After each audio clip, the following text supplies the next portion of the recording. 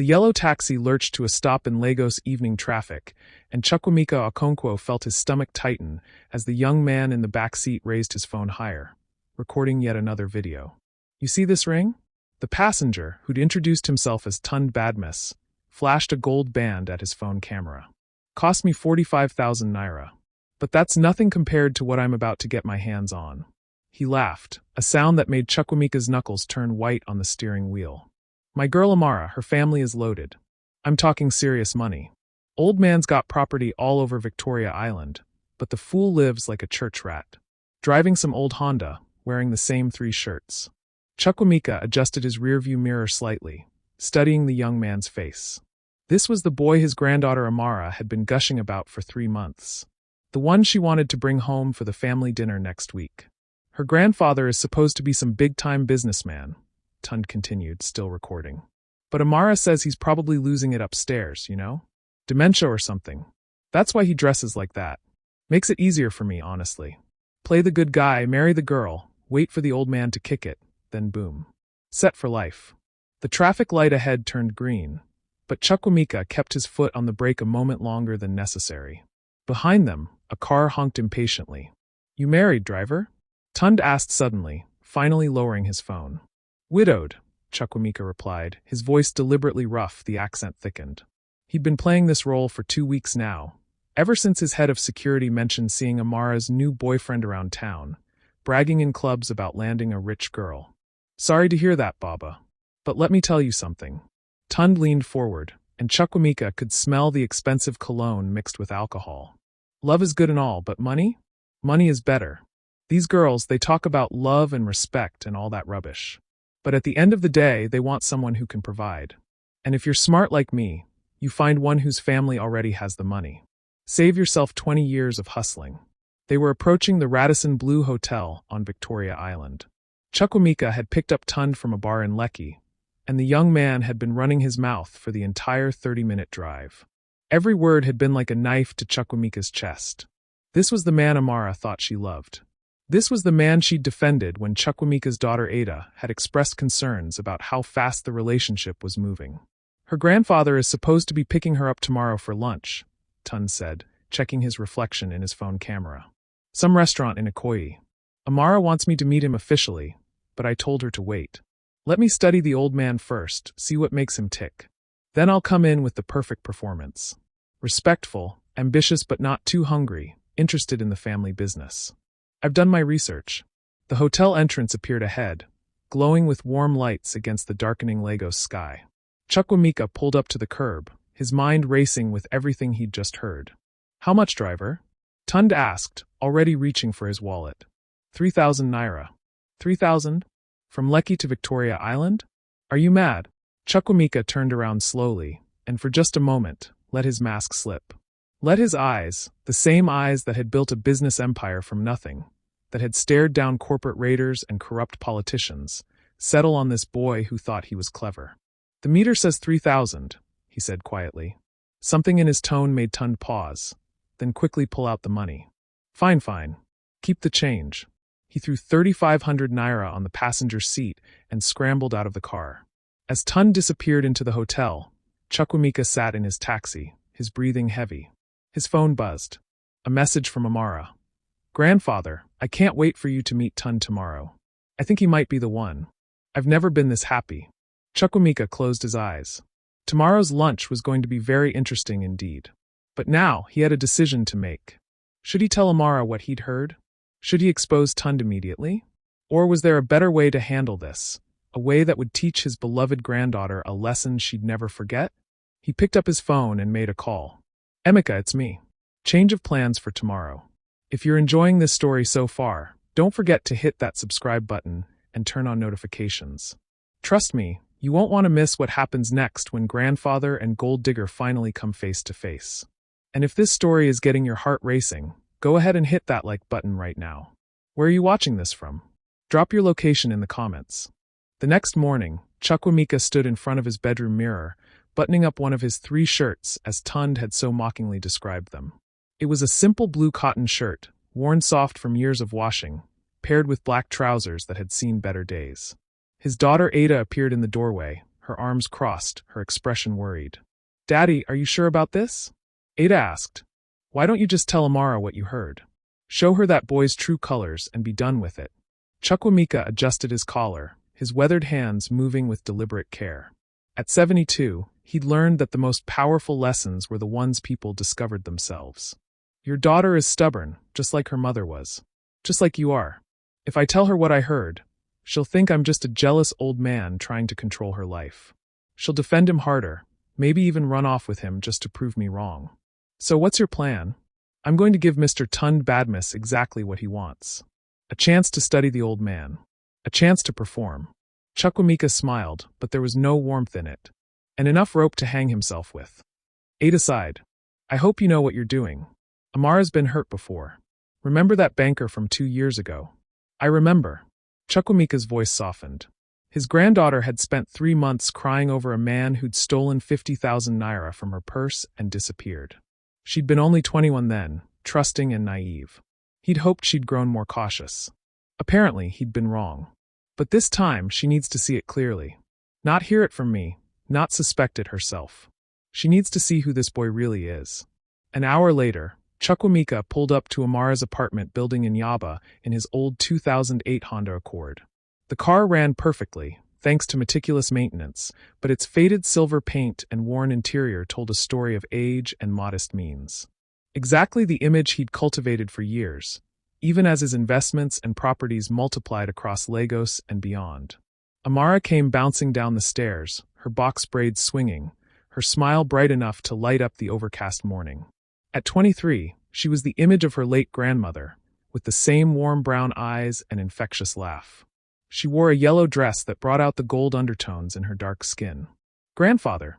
She leaned through the passenger window and kissed his cheek. "You're early. When have I ever been late to lunch with my favorite granddaughter?" "I'm your only granddaughter," she laughed, climbing into the car. Then her expression turned serious. "Grandfather, I need to talk to you about something important." Chukwuemeka's heart sank. Here it was. She was going to tell him about Tunde. "What is it, my dear?" "I've met someone. His name is Tunde, and he's wonderful. He's smart, hardworking, and he treats me like a queen. I know it's only been 3 months, but grandfather, I really think he could be the one." Chukwuemeka kept his eyes on the road as he navigated through Lagos traffic. 3 months is very fast, Amara. What do you really know about this young man? "I know he makes me happy. I know he listens when I talk. I know he has dreams and ambitions." Her voice took on a defensive edge. "And before you say anything, he's not like Femi. Tunde has his own business. He's an entrepreneur, working in event planning and promotion." Chukwuemeka had already had his people look into Tunde's business. The boy organized parties for rich kids, occasionally helped with corporate events, and spent most of his income maintaining an image of success he hadn't actually achieved. The gold ring he'd bragged about in the taxi? Bought on credit, still being paid off in installments. "I want to meet him," Chukwuemeka said. "Really?" Amara's face lit up. "Oh, grandfather, that means so much to me." "When?" "Soon. But first, I want you to do something for me." He glanced at her. "Don't tell him too much about our family finances." "Not yet." Amara frowned. "Why not? Are you worried he's after money?" "I'm worried about wisdom, my dear. A man who loves you will love you whether you have money or not. A man who loves your money will only stay as long as the money does. Let's see which one your Tunde is." "That's not fair, grandfather. You're testing him like he's applying for a job." "Marriage is more important than any job," Chukwuemeka said quietly. "Your grandmother and I, we started with nothing. Nothing but love and determination. Those were the years I look back on most fondly, when we didn't know if we'd make rent, but we knew we had each other." He paused. "Does Tunde know about the taxi driving?" Amara shifted uncomfortably. I may have mentioned that you drive sometimes. To stay active. Keep busy." "And what did he say to that?"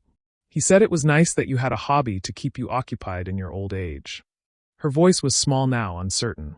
Chukwuemeka pulled into the parking lot of Yellow Chili, a modest Nigerian restaurant in Ikoyi.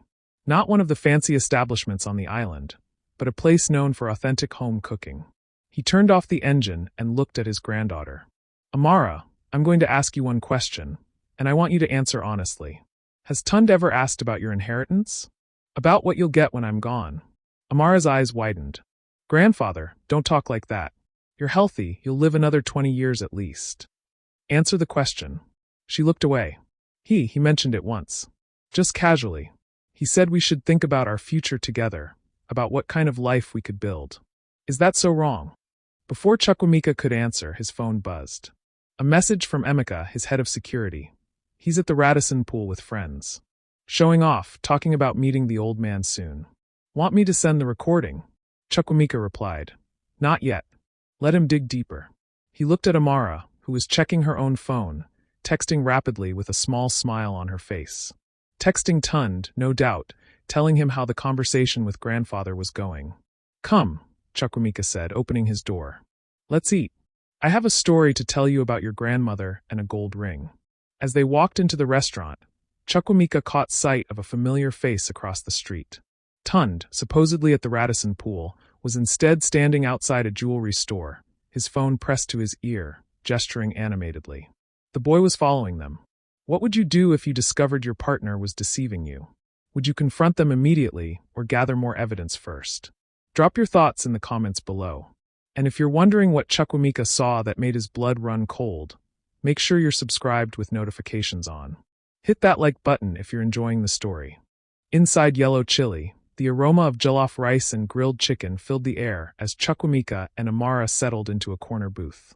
The restaurant was busy with the lunch crowd, a mix of office workers and families enjoying authentic Nigerian cuisine. Chukwuemeka positioned himself so he could see the entrance clearly. So, this story about grandmother and the gold ring? Amara prompted, setting down her menu. Chukwuemeka smiled at the memory. Your grandmother Ngozi, she was the daughter of a wealthy cocoa merchant in Ibadan. When I met her in 1975, I was nobody. Just a young man with big dreams and empty pockets, working as a clerk in a trading company. Her father hated me on sight. I never knew that, Amara said, leaning forward with interest. Oh yes. He called me a gold digger, said I only wanted his daughter for the inheritance she would receive. He told Ngozi she could do better, that she should marry the son of his business partner, a boy who drove a Mercedes and wore imported suits. Chukwuemeka paused as the waiter came to take their order. But your grandmother, she was clever. She told her father she wanted to test both of us. How? She pretended her father had cut her off.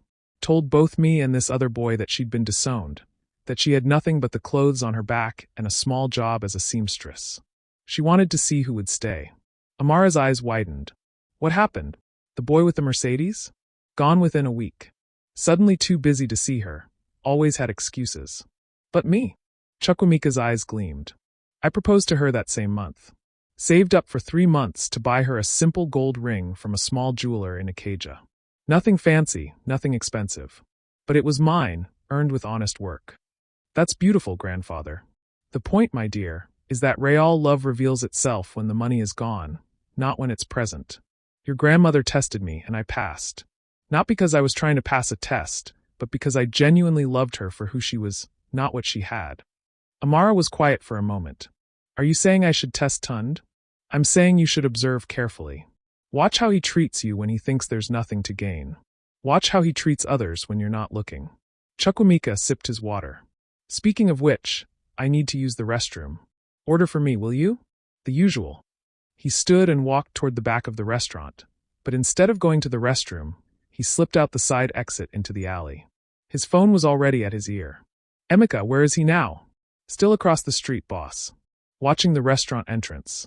He's on the phone with someone. Good. I'm coming around. Stay in position. Chukwuemeka moved with surprising speed for a man his age, circling the block until he came up behind Tunde's position. The young man was leaning against a wall, partially hidden by a newspaper vendor's stall, his attention fixed on the restaurant entrance. Yes, I'm watching them now, Tunde was saying into his phone. The old man looks even more pathetic in person.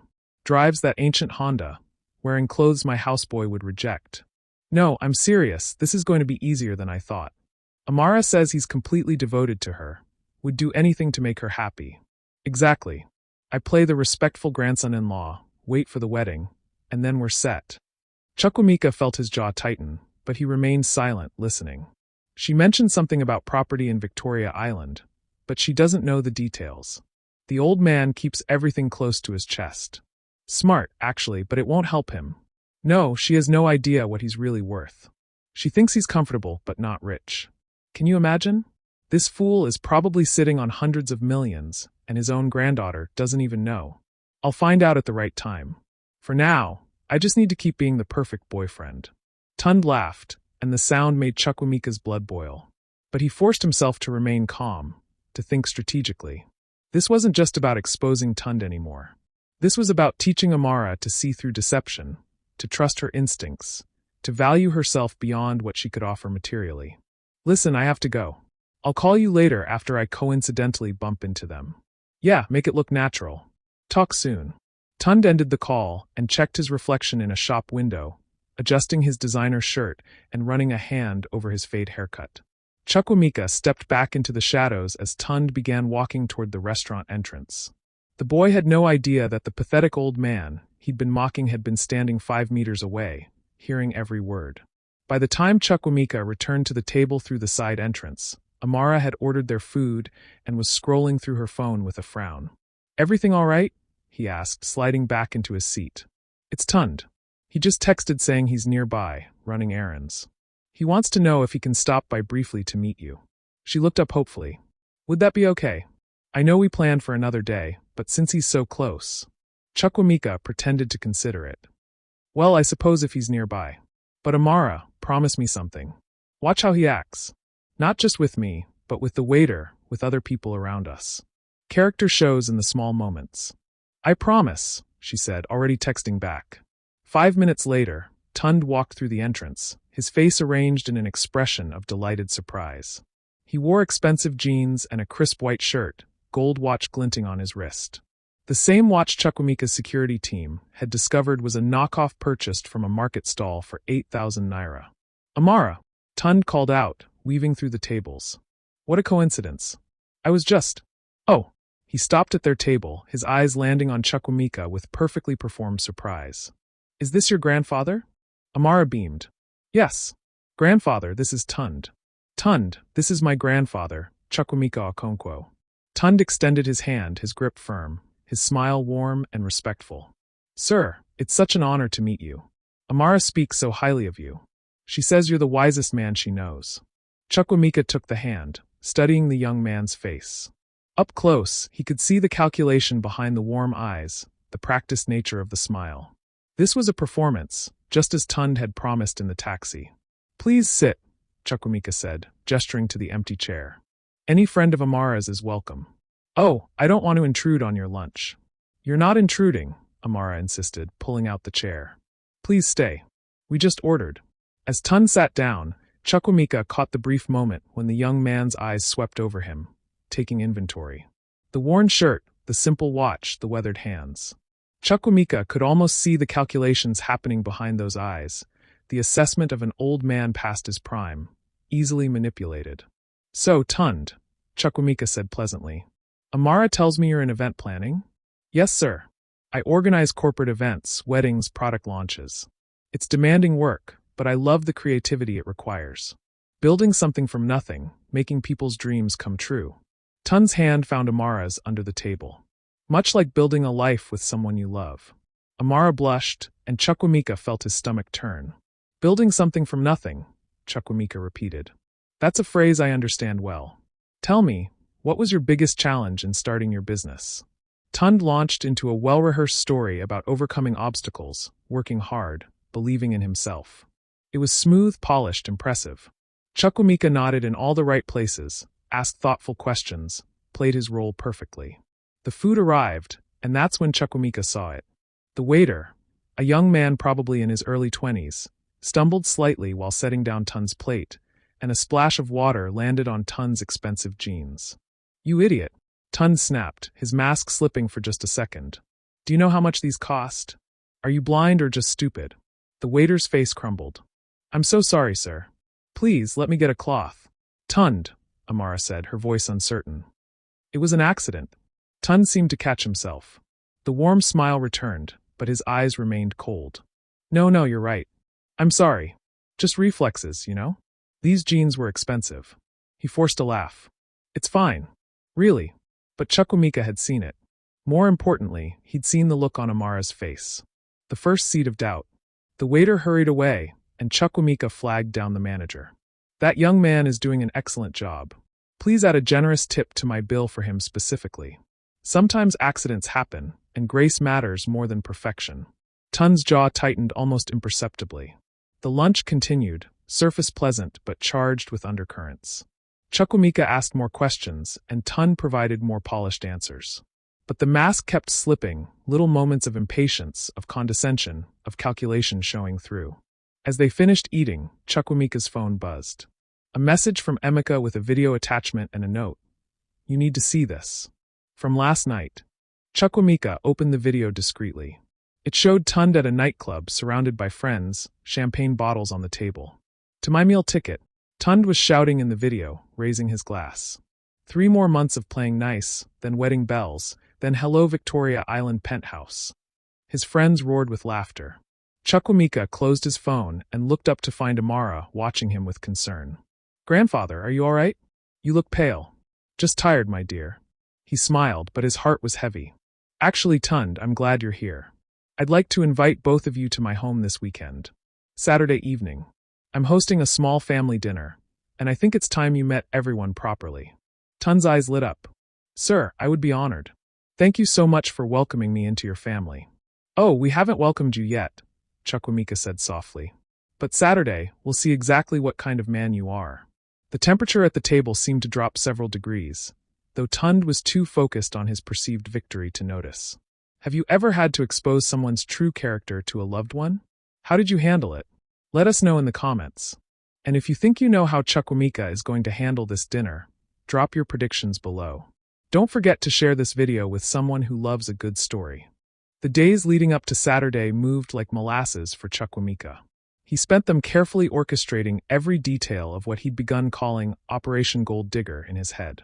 His daughter Ada thought he was being too elaborate, but Chukwuemeka knew that sometimes the most important lessons required the most careful teaching. On Thursday afternoon, he sat in his real office, the one nobody except his closest associates knew about. It occupied the entire top floor of a sleek building in Victoria Island, with floor-to-ceiling windows overlooking the Lagos Lagoon. His assistant, Mrs. Adeyemi, brought in another file on Tunde Badmus. Sir, we've completed the full background check you requested, she said, setting down a folder thick with documents. It's worse than we thought. Chukwuemeka flipped through the pages, his expression growing darker with each revelation. Tunde had debts totaling over 2 million naira scattered across various lenders. The event planning business was barely breaking even, sustained mostly by money borrowed from friends and family. But most damning was the pattern: 3 previous relationships with women from wealthy families, each ending abruptly once Tunde got what he could from them. One girl, Chidinma Ease, had loaned him 400,000 naira for a supposed business investment. He'd never paid her back and had blocked her number when she asked about it. Another, Blessing Okafor, had bought him the gold watch he wore so proudly, thinking it was real gold from his description. She'd discovered the truth only after he'd dumped her for someone with deeper pockets. There's more, sir, Mrs. Adeyemi said quietly. He has a lawyer friend who's been advising him on marital property rights. They've been discussing how to maximize his claim to assets in case of divorce. He's planning the divorce before the wedding, Chukwuemeka said, shaking his head. Does Amara know any of this? No, sir. He's been very careful to keep these relationships separate. Different social circles, different parts of the city. Chukwuemeka closed the folder and looked out at the Lagos skyline. The city he'd helped build, the city where he'd made his fortune through honest work and smart investments. And now some small-time con artist thought he could waltz in and steal from his family. Make sure all of this is compiled into a presentation, he said. Video evidence, financial records, testimonies from the other women.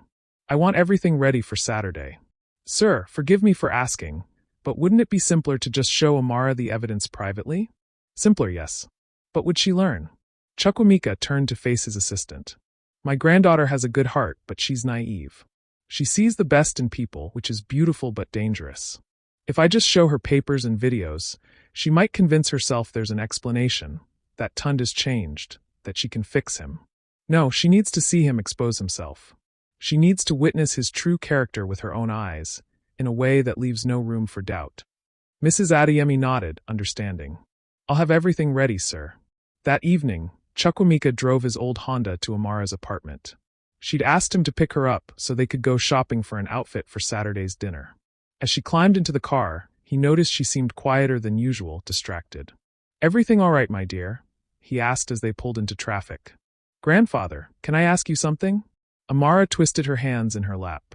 "When you first met grandmother's father, and he accused you of being a gold digger, how did that make you feel?" Chukwuemeka glanced at her. Angry at first. Insulted. But mostly, I felt determined to prove him wrong. Not through words, but through actions. "Why do you ask?" "It's just something Tun said the other day. After we left the restaurant, he made a comment about the waiter. He said people in service positions need to know their place, that respect isn't given, it's earned through success." She paused. "It bothered me. My mother was a nurse before she married Dad. That's a service position too." "What did you say to him?" "I told him that was a terrible way to think, that everyone deserves basic respect regardless of their job."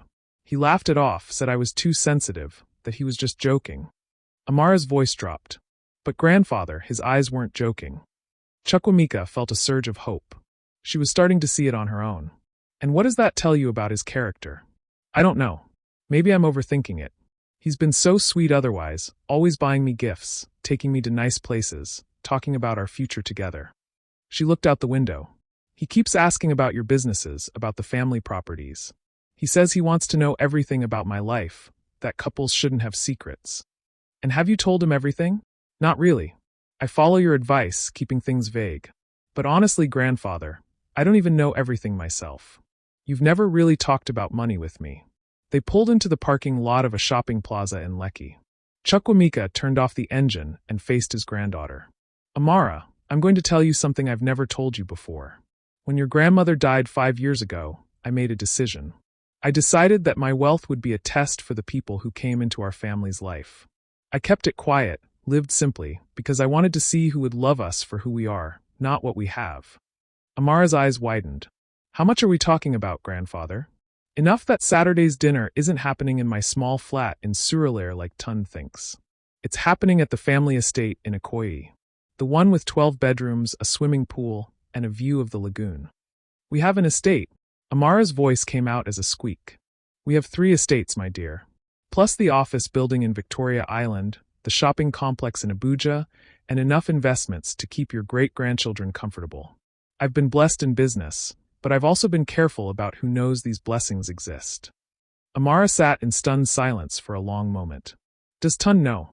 "Tun thinks I'm a retired taxi driver with maybe a small pension, and 1 or 2 properties I'm too senile to manage properly."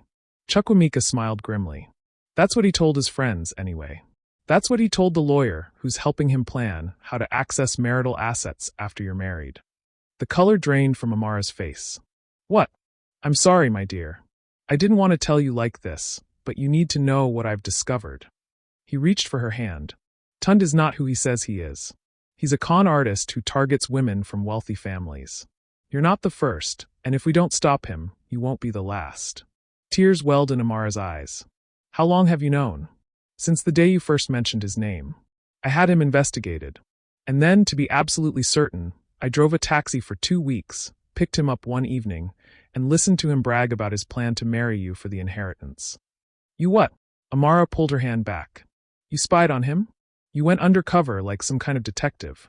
"I protected my granddaughter." "By lying to me? By keeping secrets? How is that any different from what he's doing?" Amara's voice rose, drawing looks from people walking past the car. "Amara, I understand you're upset, but—" "No, grandfather. You don't understand." She was crying now, angry tears streaming down her face. "You could have just told me you had concerns. You could have shared what you found. Instead, you played games, set up tests, treated me like I'm too stupid to make my own decisions. That's not what this is about." "Then what is it about? Proving you're smarter than some small-time hustler? Showing off your detective skills?" She wiped her eyes roughly. "I thought Tun might actually care about me. Yes, I had doubts, but I was working through them. I was starting to see who he really is.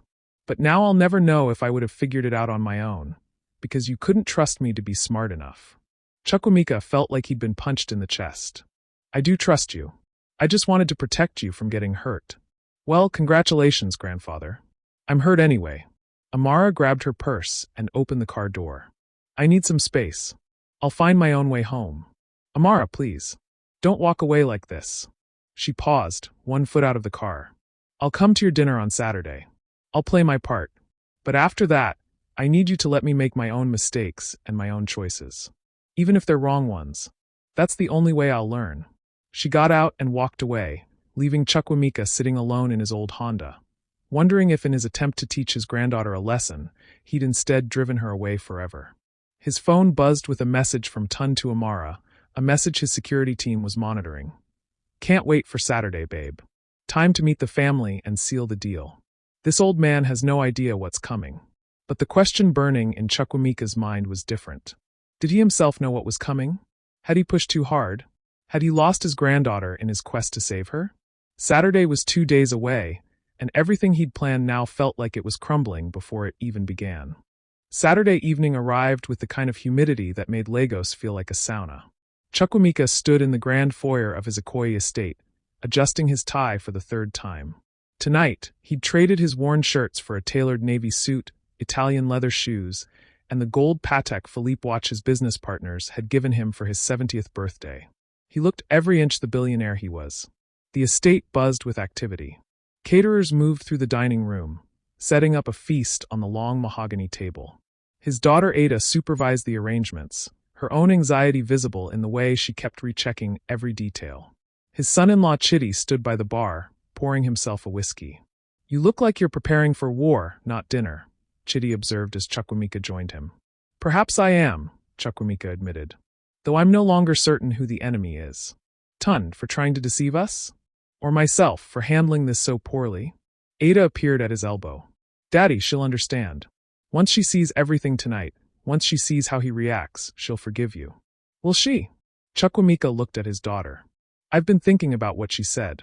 Maybe I did treat her like a child. Maybe I should have just shown her the evidence and trusted her judgment. You did what any father would do, Chidi said. You protected your child. She's not a child anymore. That's what I keep forgetting. Before anyone could respond, the doorbell chimed. Through the window, Chukwuemeka could see Amara's car pulling up the circular driveway. She'd driven herself, refusing his offer to pick her up. The message was clear. She was coming on her own terms. Mrs. Adeyemi, who'd been coordinating the technical aspects of the evening, appeared from the study. Sir, everything is ready. The presentation is loaded. The recordings are queued up. Security has confirmed that Mr. Badmus is 5 minutes away. Thank you, Mrs. Adeyemi. Please make yourself scarce once he arrives. I want this to feel like a family dinner, not an ambush. Of course, sir. Amara walked in moments later, and Chukwuemeka's breath caught. She wore a stunning emerald dress that complemented her dark skin beautifully, her box braids styled elegantly. But her eyes, those warm eyes so like her grandmother's, were guarded when they met his. Amara, you look beautiful, he said softly. Thank you. Her tone was polite but distant. She looked around the foyer, taking in the crystal chandelier, the marble floors, the original artwork on the walls. So this is where you actually live. It's very nice. The formality in her voice cut deeper than any angry words could have. Ada rushed forward to hug her daughter. Sweetheart, I'm so glad you came. I said I would. Amara returned the hug, but kept glancing at her phone. Tunde texted. He's almost here. Should I warn him, or are we just going to let him walk into this ambush blind? Amara, Chukwuemeka began, but she held up a hand. I'm here, grandfather. I'll see this through. But I want you to know that I already told Tunde I have doubts. I told him some of the things that bothered me about his behavior. I was handling it. What did he say? He apologized. He said he's been stressed about money, that he's been trying too hard to impress me and the family. He asked for another chance to show me who he really is. She met his eyes directly. People can change, grandfather. People can recognize their mistakes and do better. Before Chukwuemeka could respond, the doorbell rang again. They all froze. Well, Amara said, straightening her shoulders. Let's see what happens when he walks through that door. Chukwuemeka nodded to the butler, who opened the door to reveal Tunde Badmus. The young man stood on the threshold in a rented tuxedo, clutching a bouquet of roses and a bottle of wine. His confident smile faltered the moment he saw the estate's interior. I think I have the wrong address, Tunde stammered, checking his phone. No, you have the right address, Amara said, stepping forward. Come in, Tunde. Tunde entered slowly, his eyes darting around, trying to process what he was seeing. This wasn't the modest flat he'd expected. This was wealth, real wealth, the kind he'd been fantasizing about but hadn't actually expected to encounter. Mr. Okonkwo? Tun's voice came out higher than usual. Aye, this is your home? Chukwuemeka smiled, but there was no warmth in it. Surprised? I suppose I look different than I did in the taxi, don't I? The roses slipped from Tun's hand and fell to the marble floor. The color drained from his face as recognition dawned. The taxi, that was you? Yes, that was me. The pathetic old man in worn clothes, driving that ancient Honda. The one you spent 30 minutes mocking and planning to exploit. Chukwuemeka's voice was calm, almost gentle, which made it more terrifying. Did you enjoy bragging about your meal ticket? About playing the perfect grandson-in-law? About the Victoria Island penthouse you'd be moving into? Tund looked at Amara, panic in his eyes. Baby, I can explain. Whatever he told you, it's not what it sounds like. Actually, I haven't told her much at all, Chukwuemeka said. I thought it would be better if you explained yourself. In fact, why don't we all go to the dining room? I've prepared a special presentation for tonight's dinner. A highlight reel, if you will, of your greatest performances. I don't know what you're talking about, Tund said, but his voice shook. Amara, your grandfather is trying to turn you against me. This is some kind of test, but I love you. You know I do. Amara looked at him with an expression Chukwuemeka couldn't quite read.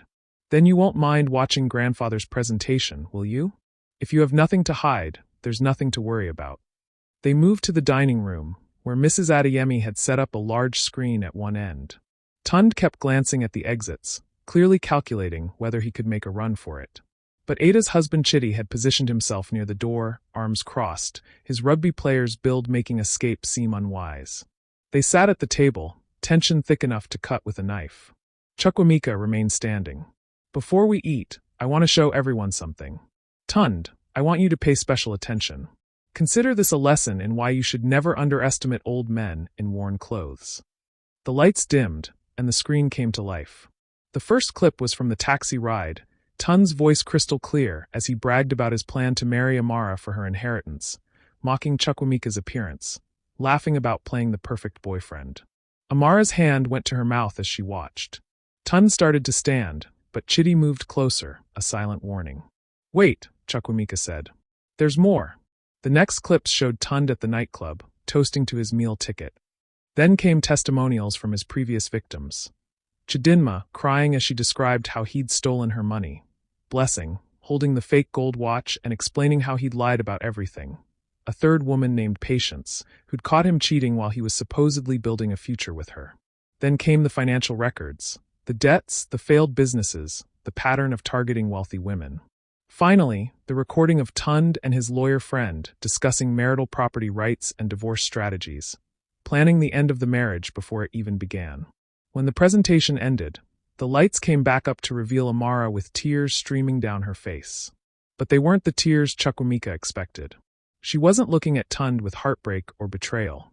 She was looking at her grandfather with something that looked like disappointment. You recorded all of this, she said quietly. You hired investigators, followed him, compiled evidence like he was a criminal on trial. He is a criminal, Ada protested. Sweetheart, he was going to rob you. I know what he was going to do, Mother. I'm not blind. Amara's voice was steady now, controlled. I saw it. Not from videos and recordings, but from his actions. The way he treated that waiter. The way he kept asking about money. The way his mask kept slipping when he thought I wasn't paying attention. She turned to Tund, who looked like he wanted to disappear into the floor. You're a liar and a con artist. Everything my grandfather showed tonight is probably true. I don't love you, Tund. I don't think I ever did. I loved the idea of you, the fantasy of someone who saw past everything to the real me. But you never saw me at all. You only saw dollar signs. Amara, please, Tund started, but she cut him off. No. You need to leave now. We're done. She pulled off the promise ring he'd given her and set it on the table. I hope the women you hurt find peace. I hope you learn that people aren't investments to be exploited. But mostly, I hope I never see you again. Chitty opened the door, and Tund stumbled out, his rented tuxedo and borrowed confidence both in tatters. The door closed behind him with a solid thunk. Amara stood, facing her grandfather. You were right about him. All of your evidence, all of your investigations, they were accurate. Tunde Badmus is exactly the man you said he was. Then why do you look so angry? Chukwuemeka asked. Because I already knew, grandfather. Maybe not all the details, but I knew something was wrong. I was already pulling away, already questioning, already preparing to end things. Her voice broke slightly. But you didn't trust me to figure it out. You couldn't just talk to me like an adult, share your concerns, let me make my own decision. You had to orchestrate this whole elaborate trap, this public humiliation, this spectacle. I was trying to protect you. I know. But grandfather, you can't protect me from everything. You can't spy on every person I date. You can't investigate every friend I make. At some point, you have to trust that you raised me well enough to navigate this world on my own. The room fell silent. Outside, they could hear Tun's car squealing out of the driveway. Chukwuemeka looked at his granddaughter, really looked at her, and saw not the little girl he remembered but a woman, strong and capable and wise beyond her years. And he realized, perhaps too late, that she was right. The silence in the dining room stretched like a rubber band about to snap. Chukwuemeka stood at the head of the table, suddenly feeling every one of his 72 years. His daughter Ada looked between him and Amara, clearly torn between supporting her father and understanding her daughter's pain. "Sit down, my dear," Chukwuemeka said quietly. "Please, let's talk properly." Amara hesitated, then slowly lowered herself back into her chair. The caterers, sensing the tension, had disappeared into the kitchen, leaving the family alone with plates of untouched food growing cold. "You're right," Chukwuemeka said, the words coming with difficulty. In his 72 years, admitting fault had never been easy. "I treated you like a child who needed protection rather than an adult who deserved honesty."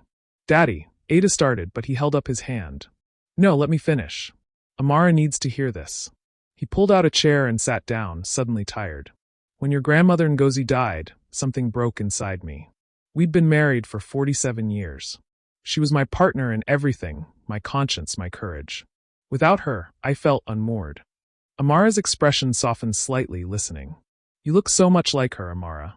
Same eyes, same smile, same generous heart that sees the best in everyone. And that terrified me." Chukwuemeka's voice grew thick with emotion. "Because the world isn't always kind to people with generous hearts. Your grandmother, she had me to protect her, to watch out for the wolves in sheep's clothing. But I'm old now. Soon, I won't be here to do that for you, grandfather.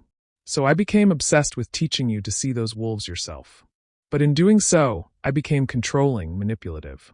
I used the very tactics I claimed to be protecting you from." He looked directly at her. "I'm sorry. I'm sorry for not trusting you. I'm sorry for orchestrating this whole evening like some kind of theatrical performance. And I'm sorry for not simply sitting down with you weeks ago and saying, 'I have concerns about this young man. Can we talk about them together?'" Tears welled in Amara's eyes again, but different tears this time. "Do you know why I didn't tell you everything about Tund? Why I kept things vague? Because I told you to test him. No, because I was afraid you'd judge me." Amara wiped her eyes. "After Femi stole from me 2 years ago, you were so disappointed. Not angry, which would have been easier. Just disappointed that I'd trusted someone who didn't deserve it. I saw it in your eyes every time you looked at me for months afterward." Chukwuemeka felt like he'd been stabbed. "I was never disappointed in you. I was disappointed in myself for not teaching you better, for not preparing you for people like him. But that's just it, grandfather. You can't prepare someone for everything. Life isn't a business deal where you can research and strategize and eliminate all risk. Sometimes you have to trust people. Sometimes you get hurt. That's part of being human." Ada spoke up quietly. "She's right, Daddy. You've been trying to eliminate risk from her life the same way you eliminate risk from your business deals. But people aren't investments. Relationships aren't transactions." Chitty, who'd been silent until now, poured wine for everyone. "When I met Ada, your father investigated me too. Did you know that, Amara?" Amara's eyes widened. "He did. Oh yes. Full background check, financial records, interviews with people I'd worked with. The works." Chitty smiled without humor. "I found out about it 6 months into our relationship when his investigator accidentally called me instead of him. I was furious." "What did you do?" Amara asked. "I confronted him. We had a huge argument, right here in this house actually. I told him that if he couldn't trust Ada's judgment, if he couldn't respect me enough to get to know me honestly, then maybe I shouldn't be part of this family." "What did grandfather say?" Chitty glanced at Chukwuemeka. "He apologized. Said he was wrong. And then he did something that earned my respect. He showed me everything his investigators had found, explained why he'd been afraid, and asked if we could start over, this time with honesty and trust. Chukwuemeka nodded, remembering that difficult conversation. It was one of the hardest things I've ever done, admitting I was wrong to someone I barely knew. But Chidi was right, and he proved over the years that my fears were unfounded. He's been a good husband to Ada, a good father to you, Amara, and a good son-in-law to me, even when I didn't deserve it. Amara looked at her stepfather with new understanding. I never knew any of this. Because we moved past it, Ada said. Because your grandfather learned from his mistake and did better. She turned to her father. But Daddy, this situation with Tunde, it shows you haven't fully learned that lesson. You're still trying to control outcomes instead of trusting the people you love. The words hung in the air. Outside, Lagos night sounds drifted through the windows. Distant traffic, the call of night birds, someone's generator rumbling to life. You're both right, Chukwuemeka said finally. I've been so afraid of losing the people I love that I've been pushing them away. Your mother always said my greatest strength and greatest weakness was the same thing. I never give up. I fight for what I love. But sometimes fighting means letting go. Trusting. Having faith. He reached across the table and took Amara's hand. I can't promise I won't worry about you. I can't promise I won't want to protect you. But I promise to trust you. I promise to talk to you honestly about my concerns instead of orchestrating elaborate tests. And I promise to remember that you're a grown woman capable of making your own decisions, even if those decisions sometimes lead to pain. Amara squeezed his hand. And I promise to listen when you have concerns. To not shut you out because I'm afraid of disappointing you. Because, grandfather, you could never disappoint me. You're the strongest, wisest, most loving man I know. But even the strongest people make mistakes. Especially the strongest people, Chukwuemeka said with a rueful smile. Pride makes it hard to admit when we're wrong. Ada stood and came around the table, wrapping her arms around both her father and her daughter. Can we please eat now? The food is getting cold and I'm starving. Plus, the caterers probably think we're all crazy. The tension broke, and they all laughed, the sound genuine and healing. As they began to eat, the conversation turned lighter, easier. They talked about Amara's job at the marketing firm, about Ada's plans to open a community health clinic, about Chidi's latest project. Normal family conversation, without the weight of secrets and suspicions. But as the evening wore on, Amara grew quiet again, pushing food around her plate. What's bothering you, my dear? Chukwuemeka asked. I'm just thinking about Tunde. About how close I came to making a terrible mistake. She looked up. But also, I'm thinking about the other women. Chidinma, blessing patience. They all trusted him too. They all got hurt. Is he just going to move on to the next target? Find another woman to con? Probably, Chidi said bluntly. Men like that don't change unless they face real consequences. What if we could stop him? Amara said slowly, an idea forming. What if we made sure other women knew what he was really like? Chukwuemeka raised an eyebrow. What are you suggesting? I'm suggesting we use your evidence for good. Contact those other women, see if they want to file formal complaints. Fraud, theft, whatever charges apply.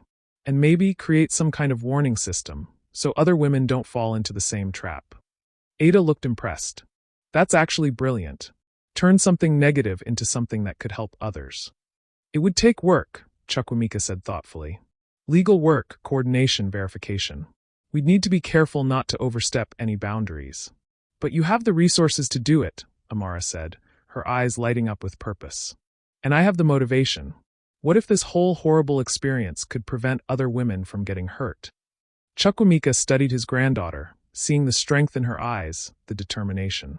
This was who she really was, someone who turned pain into purpose, hurt into healing. Then let's do it, he said. Together.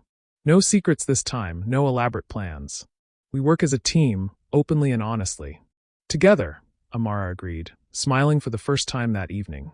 As they continued dinner, talking and planning, Chukwuemeka felt something shift inside him.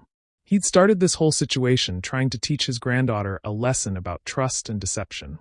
But in the end, she'd taught him something far more valuable. That real strength wasn't about control or protection. It was about trust, honesty, and the courage to admit when you're wrong.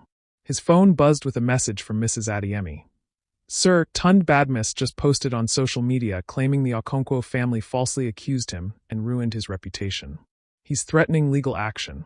Chukwuemeka showed the message to the table. Ada groaned, Chidi swore softly, but Amara just smiled grimly. Let him threaten, she said. We have evidence. We have truth. And now we have a purpose. If Tunde wants to fight, he picked the wrong family. Chukwuemeka looked at his granddaughter with pride. She wasn't the naive girl he'd worried about anymore. She'd been tested, hurt, disappointed, but she'd emerged stronger, wiser, and ready to turn her experience into something meaningful. You know what? He said, raising his wine glass. Your grandmother would be very proud of you right now.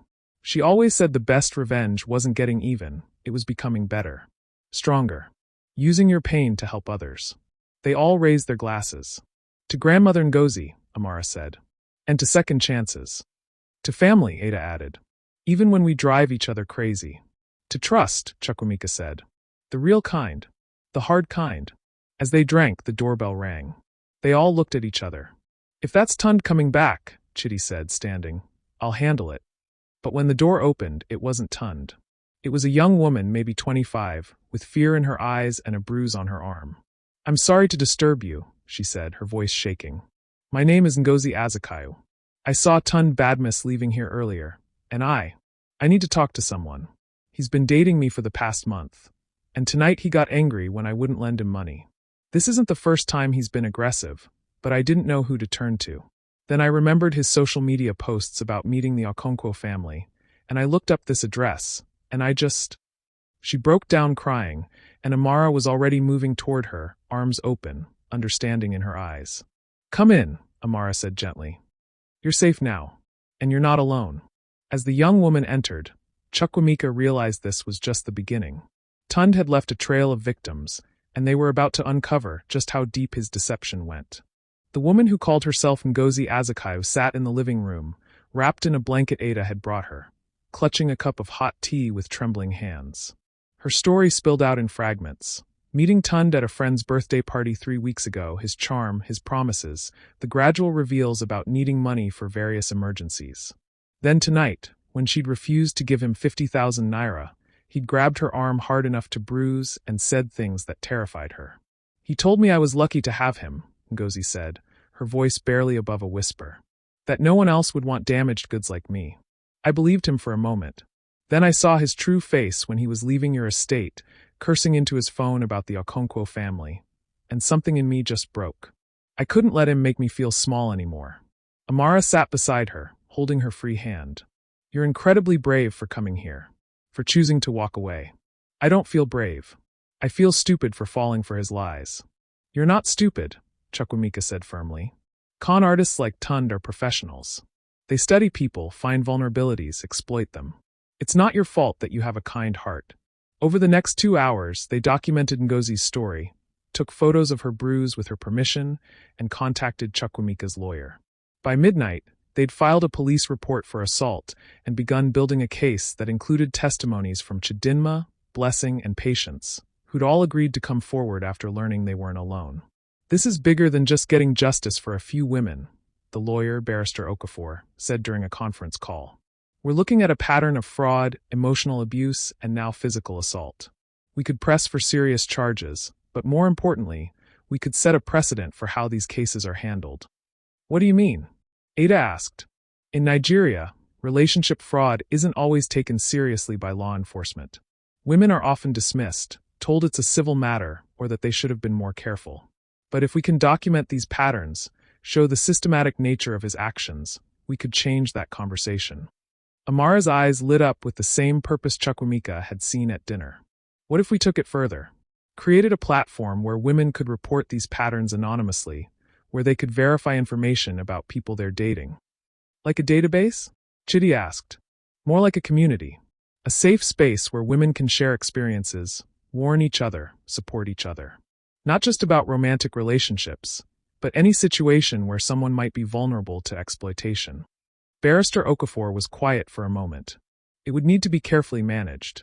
Legal protections against false accusations, verification processes, privacy safeguards. But conceptually it could work. And it could help a lot of people. Chukwuemeka watched his granddaughter as she talked through ideas with the lawyer, her mind working fast, her passion evident. This was the woman she was becoming. Not just someone who survived betrayal, but someone who transformed it into purpose. As the call ended and Ngozi was safely settled in one of the guest rooms for the night, the family gathered back in the living room. Dawn was approaching, painting the Lagos sky in shades of purple and gold. "I can't believe we've been up all night," Ada said, stifling a yawn. "Important work rarely fits into business hours," Chukwuemeka replied. He looked at Amara. "You know this project you're proposing, it will take time, resources, dedication. It might even put you in the public eye in ways that aren't always comfortable." "I know," Amara said. "But grandfather, what's the point of having resources if we don't use them to help people? What's the point of going through difficult experiences if we don't learn from them and prevent others from suffering the same way?" "Your grandmother used to say the same thing," Chukwuemeka said softly. "After she recovered from breast cancer, she spent years volunteering at cancer support groups, helping other women navigate their diagnoses. She said her pain had given her purpose." "I want my pain to have purpose too," Amara said. "And I want to do it the right way, with honesty and transparency. No more secrets, no more elaborate schemes. Just real people doing real work to make things better." Chukwuemeka felt tears prick his eyes. "Then I'll support you. Not by taking over or controlling the project, but by being a resource when you need one. This will be your vision, your leadership. I'm just here to help when asked." "That's all I've ever wanted," Amara said, moving to hug him. "Just to know you trust me to do important things." As they embraced, Chukwuemeka's phone rang. It was 5:47 a.m. He glanced at the screen and saw it was Inspector Adebayo from the Victoria Island Police Station. "Mr. Okonkwo, I'm calling about Tunde Badmus. We picked him up an hour ago trying to board a flight to Ghana. When we searched his apartment based on the warrant from Miss Azakayo's assault report, we found documents relating to at least 8 other women. Bank statements, photocopies of IDs, even detailed notes about their families and financial situations. This young man was running a sophisticated operation. 8 other women?" Chukwuemeka felt sick. "Are they all from Lagos?" 3 from Lagos, 2 from Abuja, 1 from Port Harcourt, and 2 from London. He's been active across multiple cities, probably for years. We're contacting them now. Some of the amounts we're looking at are in the millions of naira." After the call ended, Chukwuemeka shared the news with the family. The scope of Tunde's deception was far worse than any of them had imagined. "All those women," Amara whispered. "How many lives did he destroy? How many lives can we help rebuild?" Chukwuemeka countered. "This platform you want to create, it's needed now more than ever. Not just for these 8 women, but for the countless others who might encounter someone like Tunde in the future." Over the following weeks, the story of Tunde Badmus's arrest spread through Lagos and beyond. The media coverage was intense, with journalists calling it one of the most elaborate romantic fraud cases in recent Nigerian history. But rather than shy away from the attention, Amara used it as a platform to talk about the broader issues. The stigma women faced when reporting fraud, the gaps in legal protections, the need for better systems to prevent exploitation. She launched the Safe Heart initiative 3 months later, a combination of support network, verification platform, and educational resource. Chidinma, Blessing, Patience, and Ngozi all became founding members, turning their painful experiences into advocacy.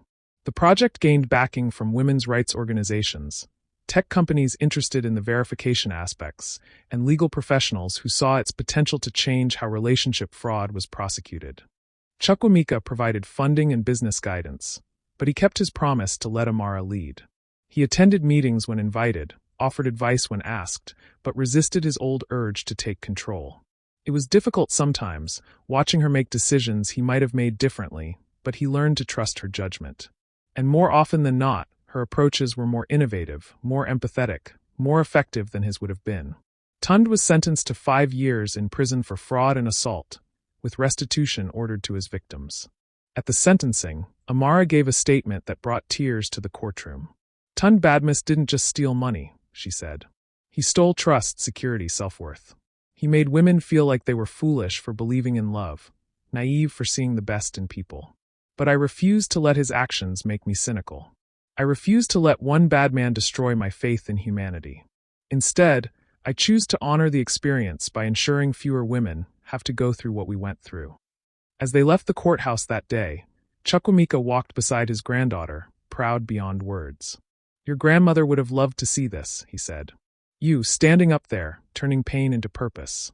Using your voice to help others." "I learned it from watching both of you," Amara replied. "You taught me to be strong, to fight for what's right. Grandmother taught me to do it with grace and compassion. Together, those lessons made me who I am. They stopped at the courthouse steps, looking out over Lagos, the city that had raised them both, that had tested them both, that continued to challenge and inspire them.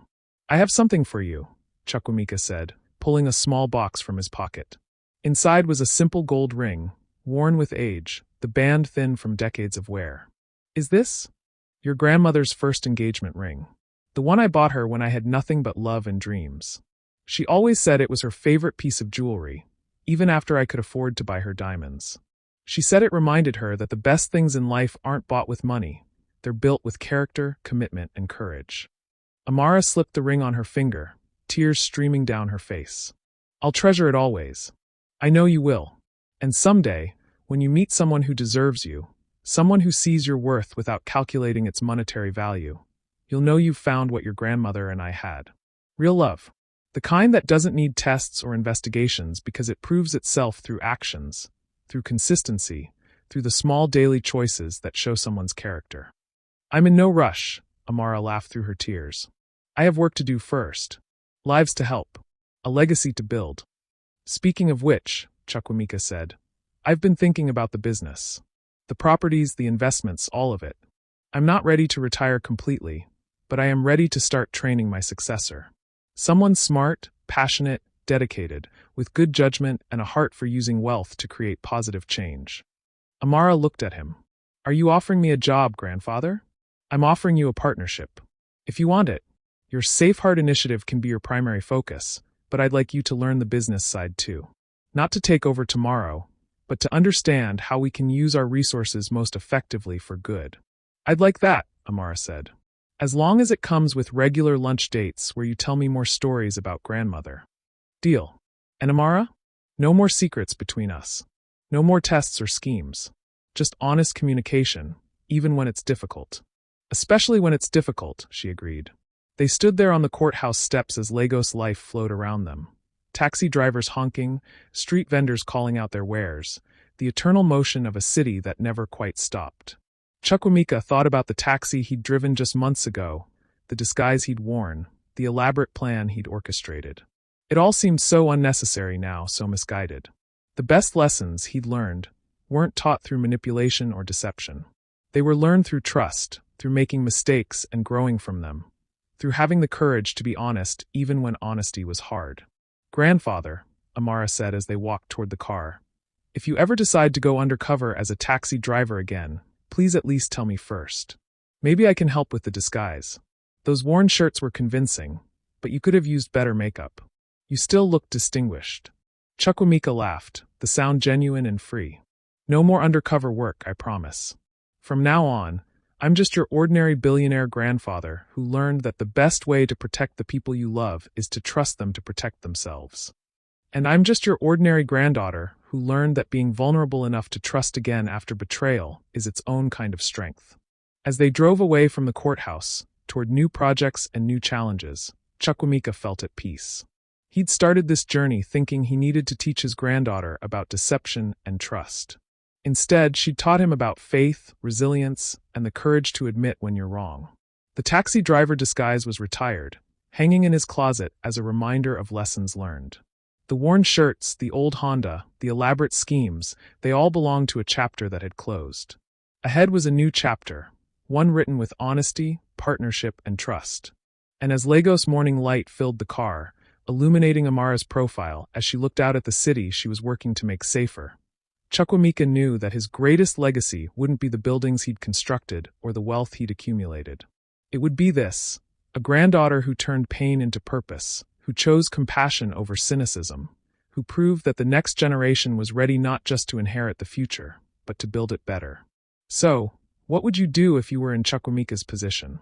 Would you trust your loved ones to learn from their own mistakes, or would you try to protect them from pain? Have you ever had to admit you were wrong about how you handled a situation? Share your thoughts in the comments below.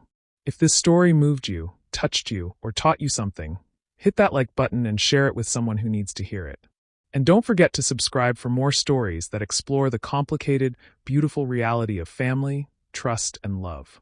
Until next time, remember that the best protection we can offer the people we love is not control, but trust.